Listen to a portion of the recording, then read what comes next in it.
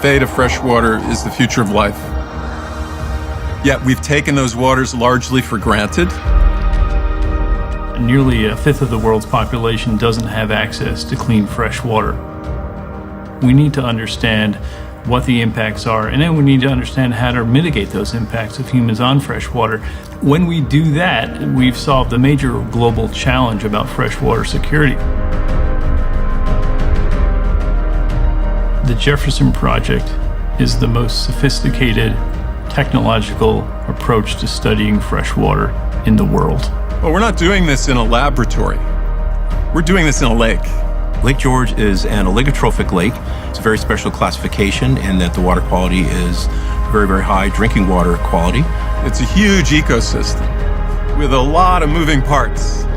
This is a living laboratory. It is the next generation of science combined with state-of-the-art technology to put eyes on the problems facing Lake George like we've never had before, to understand the lake from physics to fish, top to bottom. There's nothing like it. If you want to really understand the lake, you need to monitor the lake, you need to do experiments about the lake, and you need to do computer modeling of the lake. It's about big data. How do you handle 150 million data points? Jefferson Project is a great example of the Internet of Things technology being applied to environmental problems. So we have intelligence that is built in now at the sensor platforms. There are 42 of them in and around the lake, and that is really the brains of the project in terms of very high quality data. So we model the weather, we model the hydrology, the runoff, how water moves in the terrain around and runs into the lake. So we understand what's happening, what's running into the lake, how it's moving out of the lake, and how that works over time. With that new view, we can develop breakthrough solutions to protecting the lake for all time.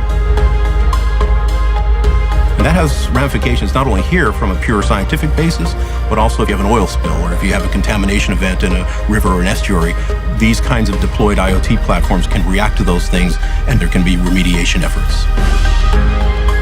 If information is power, the Jefferson Project is providing us with empowered information. Fresh water is under siege, and as we lose fresh water, the quality of our waterways, we lose what makes life livable.